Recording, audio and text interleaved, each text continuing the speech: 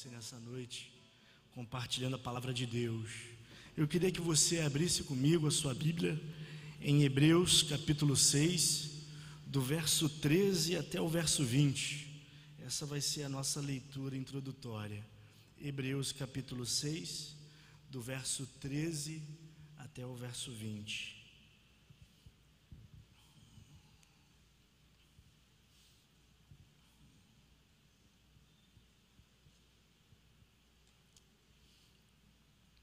Diz assim: quando Deus fez a sua promessa a Abraão, por não haver ninguém superior por quem jurar, jurou por si mesmo, dizendo: esteja certo de que o abençoarei e farei seus descendentes numerosos. E foi assim que, depois de esperar pacientemente, Abraão alcançou a promessa. Juram por alguém superior a si mesmos, e o juramento confirma o que foi dito, pondo fim a toda discussão. Querendo mostrar de forma bem clara a natureza imutável do seu propósito para com os herdeiros da promessa, Deus o confirmou com o juramento, para que por meio de duas coisas imutáveis, nas quais é impossível que Deus minta,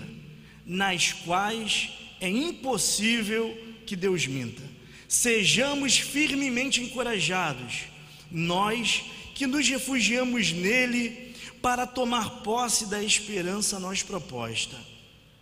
Temos essa esperança como âncora da alma, firme e segura, a qual adentra o santuário interior por trás do véu, onde Jesus, que nos precedeu, entrou em nosso lugar, tornando-se sumo sacerdote para sempre, segundo a ordem de Melquisedeque. Pai, nessa noite, toma as nossas mãos, Senhor, nos leve ao teu encontro, Pai, porque se nessa noite o Senhor não nos tomar pelas mãos e o Senhor não nos levar a Ti, ó Pai, nós não temos forças para ir, ó Deus. Senhor, toca na nossa vida, nessa noite que o Senhor possa nos dar um direcionamento para as nossas vidas, ó Pai. Quantas pessoas entraram aqui na sua casa nessa noite, Senhor, necessitando de um direcionamento. Jesus, a sua palavra diz que o Senhor nos deixaria aquele que iria nos guiar a toda a verdade.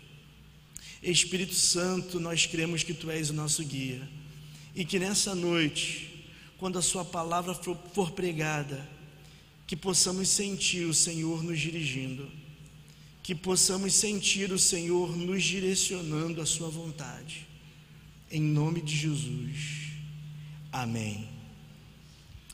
Se existe algo que Deus coloca acima dele mesmo, se é que podemos dizer ou afirmar tal coisa, é a sua palavra.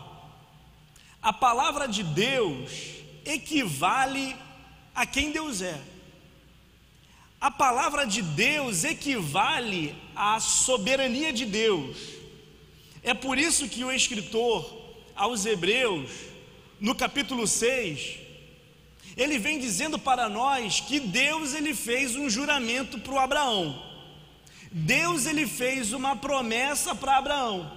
E como Deus não tinha ninguém superior a ele para poder jurar, Deus, ele jura por si mesmo. Deus, ele se dá como garantia. Deus faz uma promessa para Abraão e fala assim: ó, eu sou a garantia de que essa promessa ela vai se concretizar. Eu sou a garantia de que essa promessa ela vai se cumprir. Aí no verso 18, o escritor, ele nos explica por quê. E ele diz assim: olha, é impossível que Deus minta. Porque se Deus prometeu alguma coisa, com certeza Deus, ele vai cumprir aquilo que ele prometeu.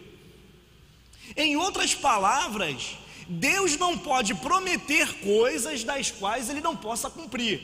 É isso que o escritor ele está dizendo para nós. Mas da onde foi que esse escritor tirou essa ideia de que Deus não é um ser mentiroso? De onde que o escritor aos Hebreus tirou essa concepção de que todas as promessas que Deus faz, Ele cumpre? Ele faz uma interação com o Antigo Testamento. Ele faz uma interação com Números capítulo 23, verso 19. Porque em Números 23, verso 19, que Moisés vem dizendo que Deus não é homem para que minta. E Deus também não é filho do homem para que se arrependa. Tendo ele dito, ele não fará. Tendo ele falado, não cumprirá. É dessa interação com o Antigo Testamento que o autor chega à conclusão de que Deus não é um ser mentiroso. E ele também faz uma outra interação. Ele faz uma interação com Jeremias capítulo 1, verso 12. Porque em Jeremias capítulo 1, verso 12, Deus vem dizendo, palavras de Deus: eu velo sobre as minhas palavras para as cumpri-las. Ou seja, Deus está interessado em cumprir aquilo que Ele prometeu. Deus está trabalhando para cumprir aquilo que Ele promete. Aí no versículo 19, ele diz assim: agora que vocês tomaram consciência dessa verdade, que Deus não é mentiroso, agora que vocês tomaram consciência dessa verdade, que Deus cumpre as suas promessas, vocês precisam se agarrar a essa verdade como âncora da alma de vocês. Agora que vocês chegaram a essa conclusão de que Deus, Ele cumpre tudo aquilo que promete, vocês precisam se agarrar a essa verdade como âncora segura e firme na alma de vocês. Aí, para ele dar sustentação ao argumento dele, de que Deus não é um ser mentiroso, ele usa um personagem bíblico. Ele usa a história de Abraão. Ele usa a promessa que Deus fez a Abraão e a concretização dessa promessa para poder dar sustentação ao seu argumento de que Ele é um Deus que cumpre as suas promessas. Aí ele fala lá no versículo 13, que Deus virou para Abraão e prometeu que abençoaria Abraão e prometeu que faria da descendência de Abraão uma descendência numerosa. Espera lá, da onde foi que ele tirou essa história? Da onde foi que ele tirou essa história da promessa de Deus em relação a Abraão? Ele tirou essa história do Gênesis. Porque em Gênesis capítulo 12, Deus ele vira para Abraão e fala assim: ô Abraão, sai da sua terra, sai aí da sua parentela e você vai para uma terra que eu vou lhe mostrar. E Abraão, eu vou te abençoar grandemente. Ô Abraão, além de te abençoar, os seus descendentes, eles são numerosos, serão numerosos. Você pode olhar para as estrelas do céu, você pode contar aí as areias do mar. Se é que você vai conseguir fazer isso, assim também, Abraão, vai ser a sua descendência. O escritor aos Hebreus está usando essa história de Abraão como sustentação para o seu argumento, para provar que Deus é um Deus que cumpre as suas promessas. Mas a pergunta é: por que a história de Abraão? Por que ele está usando Abraão como figura central para sustentar o seu argumento? Ele está usando Abraão como figura central para sustentar o seu argumento, porque o Abraão no Antigo Testamento, ele foi o recipiente das promessas e da fidelidade de Deus. O Abraão lá no Antigo Testamento, ele foi esse recipiente de promessas e de fidelidade de Deus. E o que Deus pede do Abraão, na verdade, é um tiro no escuro. Porque você virar para uma pessoa e falar assim: ó, sai da sua terra, sai da sua casa e vá para um lugar que eu vou mostrar para você, isso deixa qualquer um cabreiro, principalmente as mulheres. Vai fazer frio, vai fazer calor, aonde é que nós estamos indo? Lá tem praia, tem neve, tem o quê? Não tem. Abraão, ele não tem essas informações, como também nós muitas vezes não temos esse tipo de informação. Porque Deus, na verdade, ou na grande maioria das vezes, Deus é muito econômico em suas palavras. Deus, ele é muito econômico nas informações que ele nos dá. E Deus faz um pedido desse para o Abraão. Nós gostamos de ter certezas e gostamos de ter garantias. Quando a gente se vê em uma zona onde nós não temos controle, nós começamos a entrar em desespero. O que Deus vem fazendo com Abraão em Gênesis 12 é tirar o controle, na verdade, da mão do Abraão. Ô Abraão, sai desse lugar aonde você conhece todo mundo. Abraão, saia desse lugar onde todo mundo te conhece. E eu vou servir para você, Abraão, como um aplicativo. Vou servir para você como Waze. Eu vou virar para você e vou falar: em 300 metros você vira à direita, daqui a 2 quilômetros você vira à esquerda. É isso que Deus está falando para o Abraão. Essas incertezas, elas mexem com a gente. Essas incertezas, elas nos deixam encucados. Porque todos nós aqui, sem exceção, temos um futuro imaginado na nossa mente. Todos nós aqui temos um futuro imaginado. Você tem um plano em relação ao seu futuro. Você sabe que você vai fazer uma faculdade, sabe que vai fazer um cursinho, você sabe que você vai vender alguma coisa. Você tem alguma coisa na sua mente em relação ao seu futuro. E quando esse futuro, ele não se concretiza, quando você se vê em outro futuro do qual você não planejou estar, você começa a questionar a Deus por que você está passando por essa situação. Você começa a questionar a Deus, na verdade, por que isso está acontecendo com você.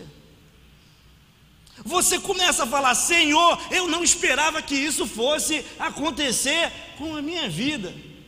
Porque você está em um futuro do qual você não planejou estar. O seu plano A, o seu plano B, o seu plano C, o seu plano D, todos eles foram por água abaixo. Você está no plano Z e você não sabe o que fazer. Abraão estava nessa situação. Abraão, ele estava desse jeito. A vida do Abraão, ela toma uma proporção totalmente diferente, com certeza, daquilo que ele havia imaginado. Quando Deus, em Gênesis 12, fala essas coisas para o Abraão, Abraão, ele tem 75 anos. 75 anos, quando Deus fala para ele: olha, sai da sua terra, sai da sua parentela. 75 anos, e o Abraão sai. Só que se passam 10 anos, e a vida do Abraão, ela muda totalmente. O Abraão saiu de casa com a Sara, o Abraão saiu de casa com o Ló, o seu sobrinho, e saiu com um grupo de funcionários. 10 anos depois, o Abraão brigou com Ló, cada um foi para um canto, o grupo se dividiu. Abraão, é claro, ele está bem financeiramente, Deus está abençoando o Abraão, mas a vida do Abraão está tomando outra proporção. Tanto que 10 anos depois, a Sara vira para o Abraão e fala assim: Abraão, por que você não se deita com a empregada? Por que você não se deita com Agar? Porque se você tiver um filho com Agar, Abraão, nós teremos um descendente. Você não concorda? E o Abraão pega essa informação e Abraão deita com Agar, deita com a empregada. E o Abraão tem um filho com a empregada. Quando o Abraão está com 99 anos, quem aparece para o Abraão? Um anjo do Senhor. Para quê? Para poder reiterar a promessa que ele tinha feito há 24 anos atrás. O anjo do Senhor aparece para Abraão e fala assim: Abraão, Deus prometeu que ia te dar, que ia multiplicar os seus descendentes. O Abraão, imagino eu, ele falou assim: eu sei, eu já deixei tudo esquematizado. eu me deitei com a empregada, tem um garotinho aí correndo, Ismael, você pode multiplicar a minha descendência a partir do Ismael. Aí o anjo: não é isso não. Eu vou, Abraão, multiplicar a sua descendência, Deus vai multiplicar a sua descendência de um filho que você vai ter com Sara. Abraão tem 99 anos, Sara tem 90 anos. Eu vou multiplicar a sua descendência desse filho que você vai ter com a Sara. Quando a Sara ouve isso, ela dá uma gargalhada. Quando a Sara ouve que ela vai ter um filho com 90 anos, ela dá uma baita de uma gargalhada. Mas por que Sara está dando uma baita de uma gargalhada? Porque a Sara, ela não tem a percepção que Deus está agindo. Para Sara, Deus só está agindo quando ela consegue ver. Como ela não está vendo Deus agir, ela acha que Deus está parado. Sendo que na totalidade das vezes, Deus age quando nós não estamos vendo. Na verdade, Deus age quando os nossos olhos não conseguem ver. Porque se os nossos olhos conseguissem ver o agir de Deus, não seria fé. Porque o escritor aos Hebreus, no capítulo 11, no verso 1, ele diz assim: a fé é a certeza de coisas que se esperam e a convicção de fatos que nós não podemos ver. Mas a Sara, ela não tem essa percepção de que Deus está agindo quando ela não está conseguindo ver.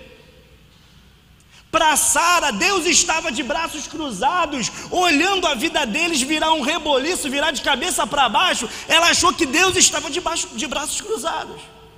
E a grande verdade era que Deus estava agindo em favor de Abraão e a favor de Sara.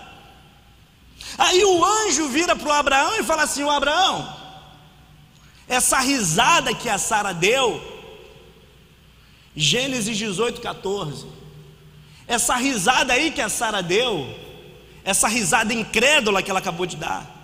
Ô Abraão, me pergunta uma coisa, me responde uma coisa: existe por acaso, Abraão, alguma coisa que seja impossível para o Senhor?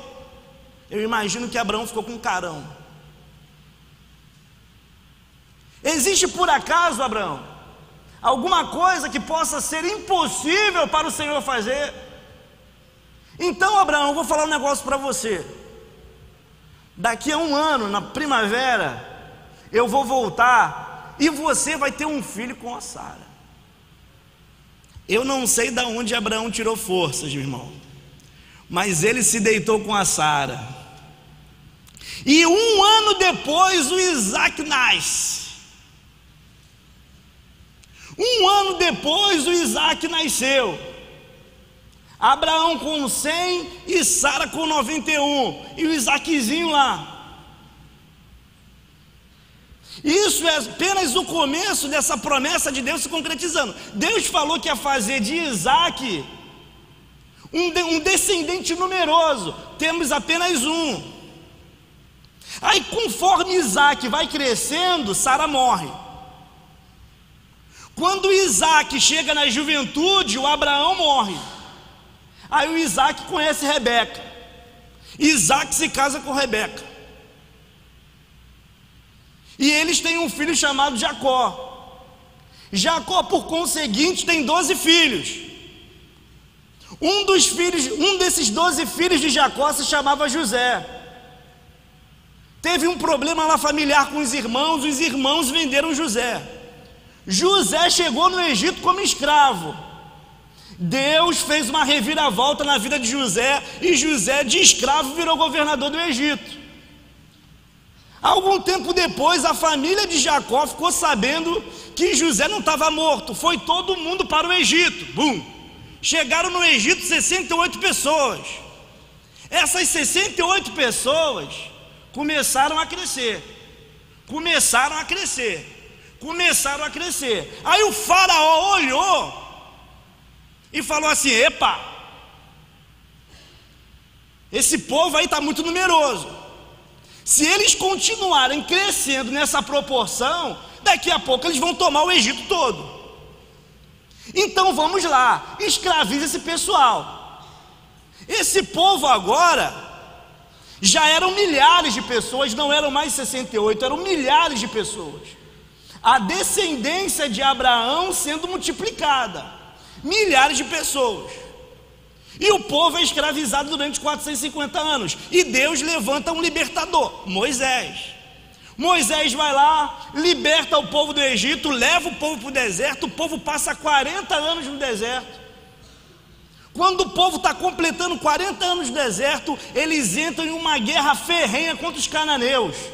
Tomam Canaã e habitam em Canaã. A promessa de Deus se cumpriu. Agora esse pessoal é uma nação. A promessa de Deus na vida de Abraão está se cumprindo. É essa história de Abraão, que eu acabei de lhe contar, que o autor está usando para dar sustentação ao argumento dele de que Deus é um Deus fiel, de que Deus é um Deus fidedigno. Por que ele está usando essa história do Abraão?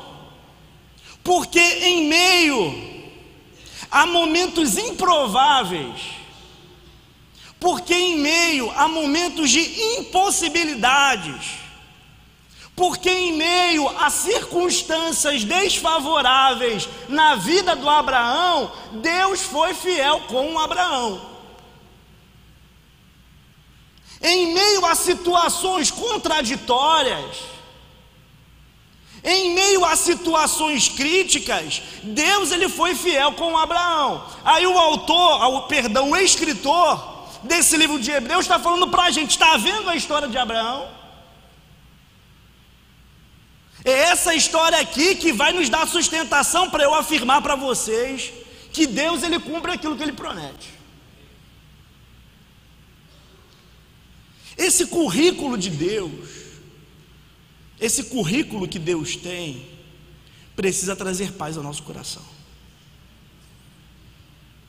Quando olhamos para o currículo de Deus, o currículo de Deus precisa trazer paz para o nosso coração. Porque foi isso que o salmista Davi nos ensinou no Salmo 125. No Salmo 125, o verso 1 e o verso 2, o salmista ele começa dizendo: aqueles que confiam no Senhor são como o monte Sião, e eles não se abalam, eles permanecem para sempre. Da mesma forma que os montes cercam Jerusalém, o Senhor também, ele cerca o seu povo perpetuamente. O mesmo salmista, no Salmo 33, no verso 4, ele diz que a palavra do Senhor é verdadeira, e ele é fiel em todos os seus feitos. Davi falando. Mas quem foi Davi? Da mesma forma que Abraão foi um recipiente das promessas e da fidelidade de Deus, o Davi, ele também foi esse recipiente das promessas e da fidelidade de Deus. Melhor dizendo, quase todas as promessas messiânicas passam pela dinastia do Davi. Davi foi esse homem que conhecia justamente Deus por ser um ser fidedigno, ser um ser digno de crédito, um ser que você pode confiar e não se preocupar, porque ele recebeu inúmeras promessas. Deus fez a ele inúmeras promessas, e essas promessas se concretizaram. É por isso que no Salmo 18, do versículo 28 até o versículo 30, o Davi ele fala assim: tu, Senhor, mantens a minha lâmpada acesa, tu transformas as minhas trevas em luz. Com Deus eu ataco um exército, com Deus eu transponho muralhas. Esse é o Deus cujo caminho é perfeito. A palavra do Senhor é comprovadamente genuína. Ele é um escudo para aqueles que nele confiam. Quem é esse homem? Uma pessoa que recebeu as promessas de Deus. Esse é o currículo de Deus. Olhe para o currículo de Deus e tu verás que ele é fidedigno. Olhe para o currículo de Deus e tu verás que ele é digno de crédito. Olhe para a história de Adão. Olhe para a história de Noé. Olhe para a história de Abraão. Olhe para a história de Jacó, de José, de Moisés. Olhe para a história de Israel. Olhe para a história de Davi, para a história de Salomão, para a história dos profetas. Olhe para a história dos discípulos e me responda se em algum momento Deus falhou com essas pessoas. Olhe para essas histórias e me responda se em algum momento Deus falhou com essas pessoas. Se Deus não falhou com Adão, se Deus não falhou com Abraão, se Deus não falhou com Noé, se Deus não falhou com Davi, se Deus não falhou com Salomão, se Deus não falhou com os profetas, se Deus não falhou com os discípulos, Deus também não falha com você. Ele também não vai falhar com você. Olhe para o currículo dele e perceba o quanto ele é fidedigno. Olhe para o currículo de Deus e perceba o quanto Deus é digno de crédito. Da mesma forma que o Abraão foi um recipiente das promessas e da fidelidade de Deus, da mesma forma que o Davi foi um recipiente das promessas e da fidelidade de Deus, a igreja também é um recipiente das promessas e da fidelidade de Deus. Porque quando você olha para as Sagradas Escrituras, você consegue perceber claramente que Deus ele faz promessas para a igreja. Presta atenção no que eu estou falando. Deus ele faz promessas para a igreja. Existem coisas que estão prometendo que Deus não colocou aqui. Existem coisas que estão aí fora prometendo, dizendo que foi Deus que prometeu, e na verdade Deus não prometeu nada disso do que estão falando lá fora. Se eu fizesse uma relação das promessas de Deus para a igreja, eu não teria um tempo cabível para pontuar todas elas para você nessa noite. Nós ficaríamos aqui com certeza madrugada dentro falando dessas promessas que Deus fez para a igreja. Então, eu resolvi pontuar apenas algumas promessas que Deus fez para a igreja, e Ele é fiel para cumprir essas promessas da igreja. A primeira promessa que eu pontuei aqui, ela se encontra em Mateus capítulo 8, verso 20. Diz assim: eu estarei com vocês todos os dias, até a consumação dos séculos. Eu, na qualidade de pastor, eu não posso prometer para você que na sua vida tudo vai dar certo. Eu não posso prometer para você que na sua vida tudo vai dar certo. Eu também não posso prometer para você que tudo vai bem na sua vida. Eu também não posso prometer isso para você. Mas uma coisa eu posso afirmar categoricamente para você: é que Deus vai estar lá. Esteja você nos montes ou esteja você no vale, Deus vai estar lá. Esteja você na riqueza ou na escassez, esteja você vivendo o tempo de paz ou um tempo de guerra, Deus vai estar com você. Esteja você no palácio ou esteja você no vale da sombra da morte, eu estarei com vocês todos os dias até a consumação dos séculos. Essa é a palavra do Senhor para você. Se é para Jesus, se é para o Rei dos Reis, bate direito, irmão.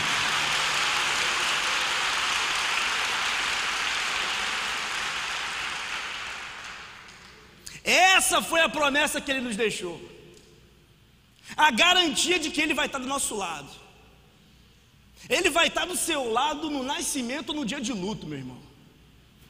Ele vai estar do seu lado nos momentos mais felizes da sua vida, como nos piores momentos da sua vida, o Senhor vai estar com você. Essa é a promessa que Ele faz para a igreja.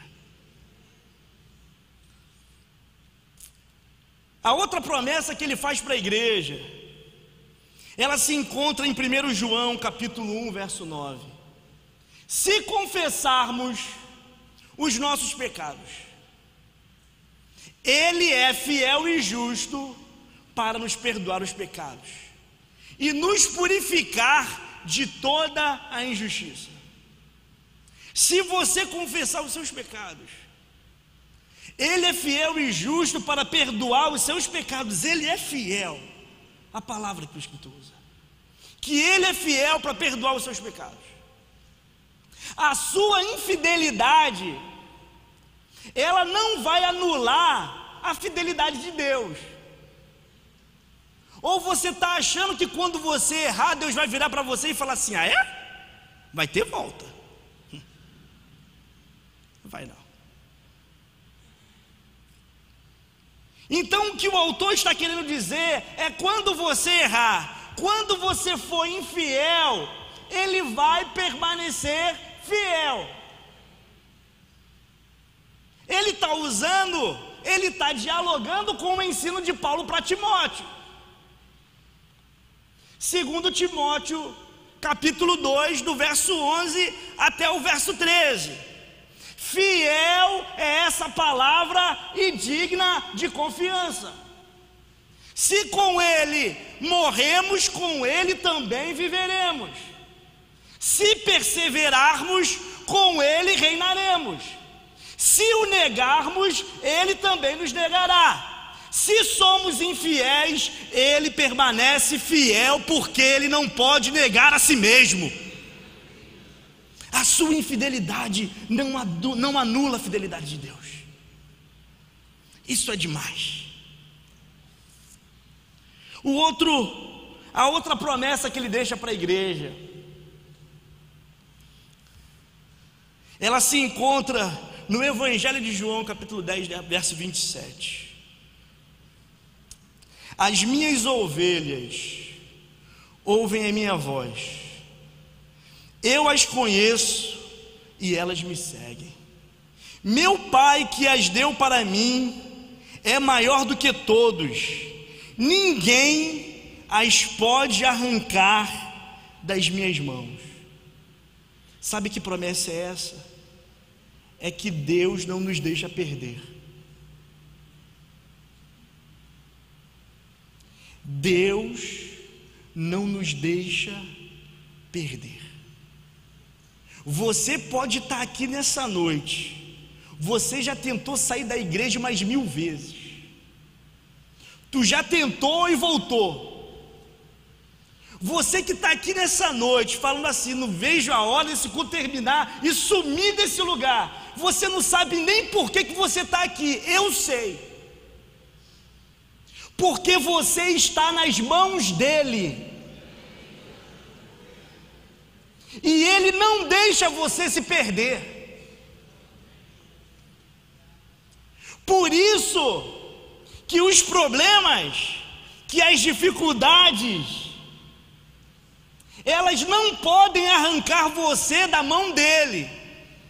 O mundo não pode arrancar você da mão dEle. O diabo não pode arrancar você da mão dEle, porque você está nas mãos de Deus, meu irmão. Você está nas mãos de Deus. E isso traz consolo para o meu coração. Isso traz consolo para o meu coração. Saber que eu me encontro hoje nas mãos de Deus, meu irmão.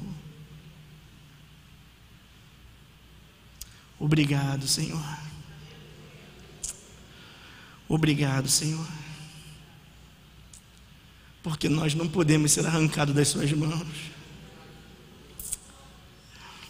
O diabo, ele tenta nos tirar das suas mãos, Senhor. O mundo, ele tenta nos tirar das suas mãos. Os problemas, as dificuldades tentam nos tirar das suas mãos. Mas nós estamos protegidos por elas, ó Pai. Obrigado, Senhor. Obrigado, Senhor. Obrigado. Obrigado. Obrigado. É por isso que você está conservado aqui. Quantas loucuras você já pensou? Quantas loucuras você já pensou na tua vida, irmão? E essas coisas não aconteceram porque você estava na mão de Deus.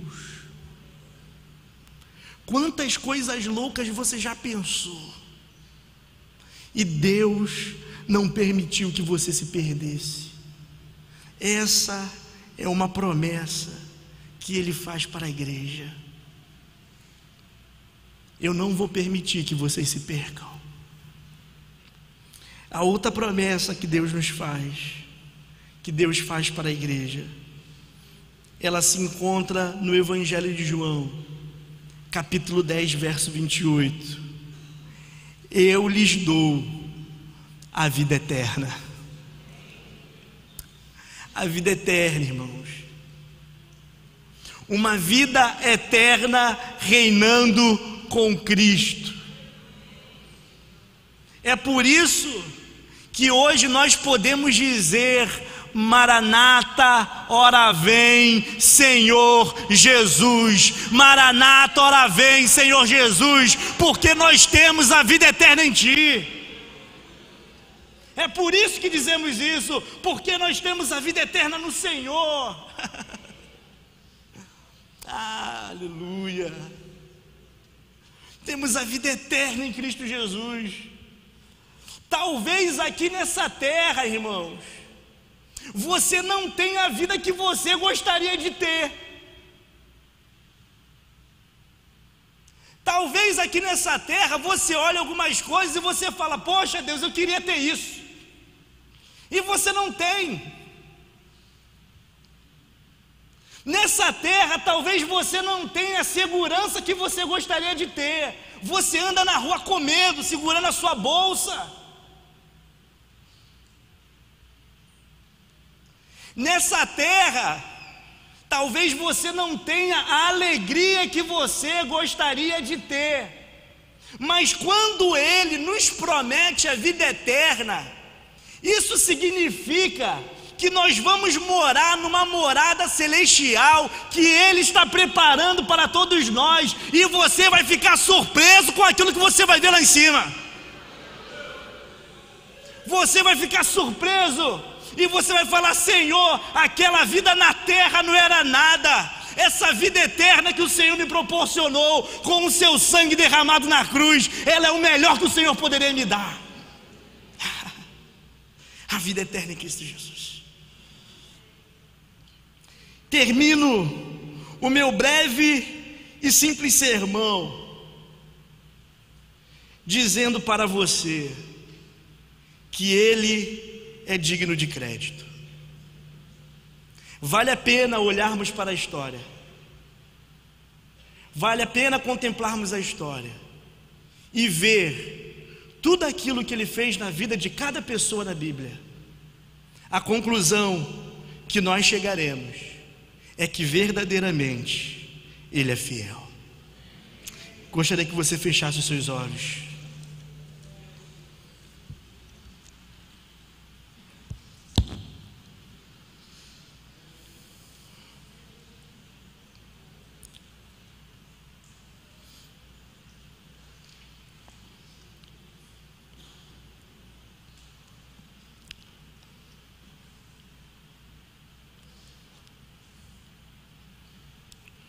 Olha para a sua vida, irmão. Pensa na sua vida. Pensa na sua vida aí.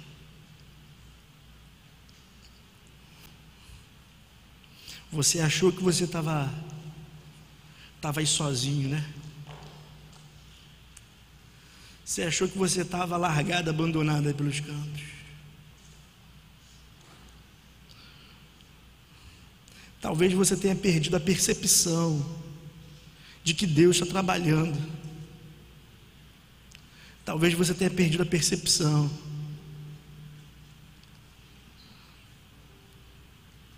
talvez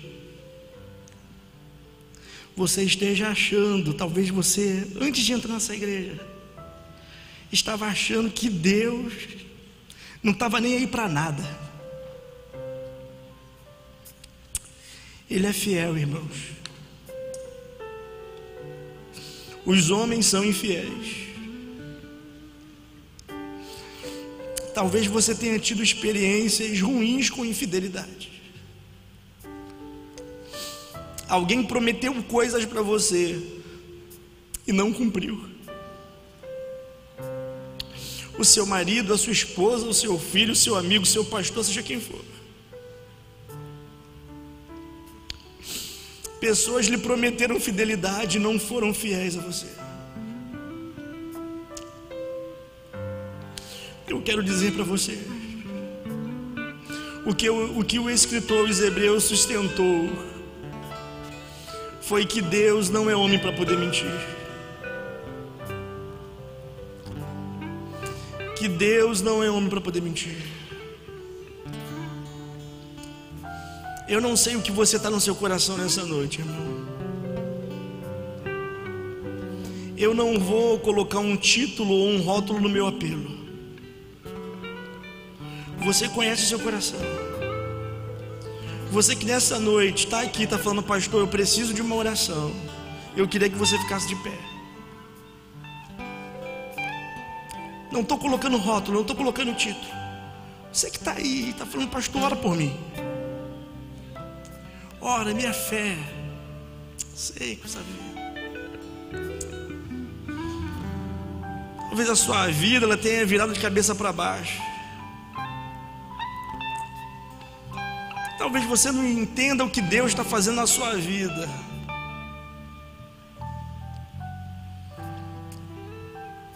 Você não está entendendo.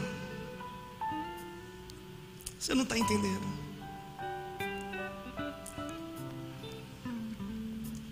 A única coisa que eu posso dizer para você nessa noite, a única coisa que eu posso afirmar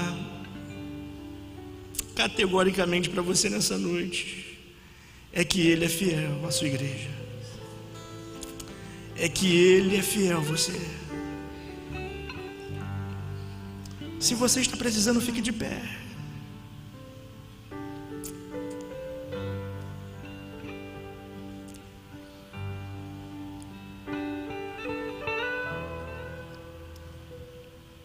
Você que ficou de pé, vem até aqui na frente.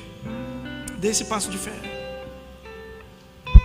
No altar, Deus já estava todas as coisas no altar, irmão. Deus, Ele restaura todas as coisas no altar, irmão.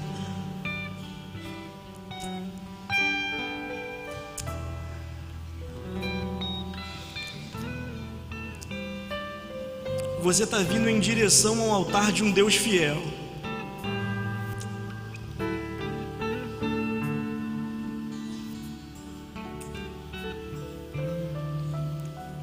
Enquanto a música canta, a música toca, os pastores vão estar orando por você. Eu queria pedir para você que está sentado ficar de pé e você adorar a Deus com essa música. Sei que estás aqui, Senhor. Podes perceber quem sou. Podes ver se há em mim um verdadeiro adorador.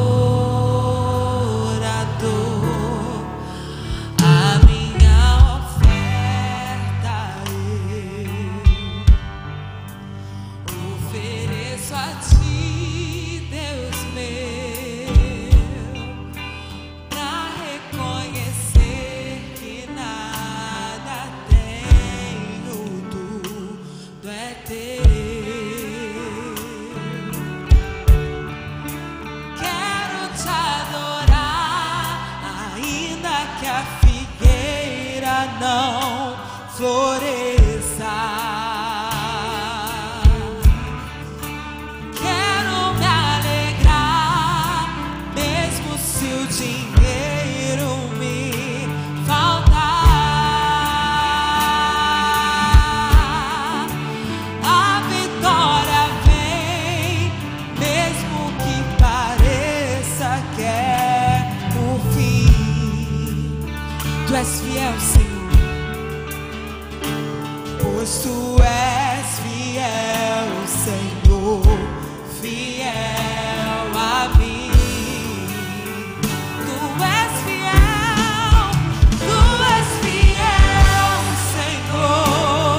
Eu sei que tu és fiel. Tu és fiel, Senhor. Eu sei que tu és fiel.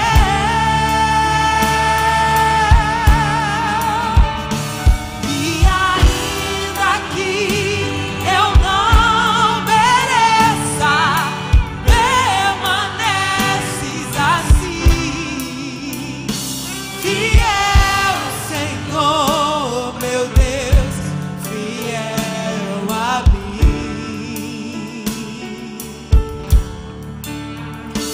Fiel, Senhor, meu Deus, fiel a mim. Tu és fiel, Senhor. Eu sei que tu és fiel. Declare isso com as suas forças.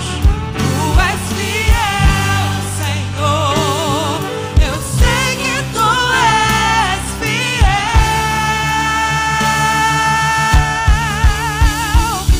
E ainda que eu não mereça, permaneces assim.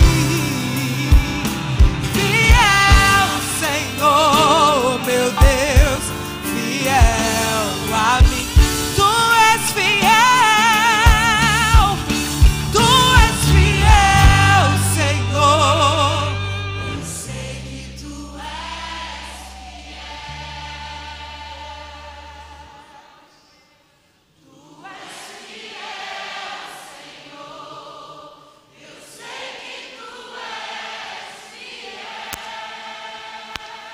E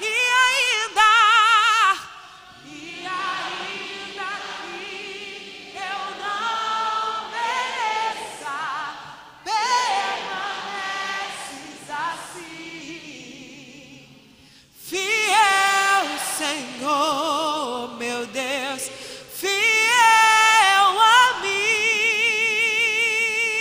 mim.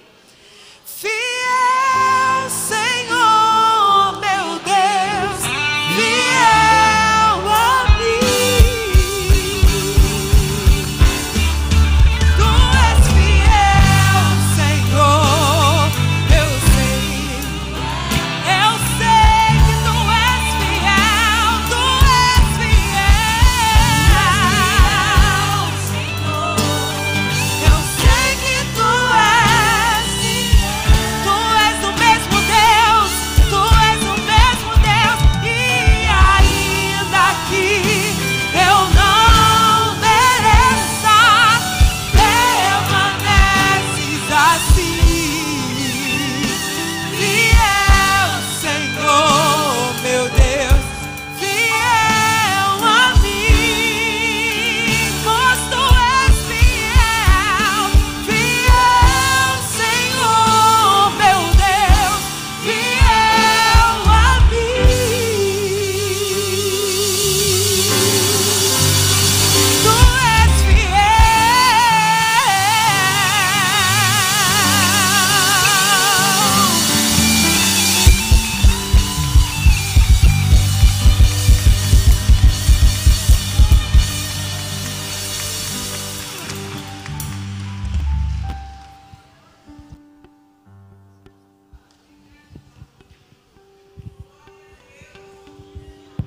Meu querido irmão, que Deus te abençoe rica e abundantemente. Uma excelente semana para você. Deus abençoe a todos.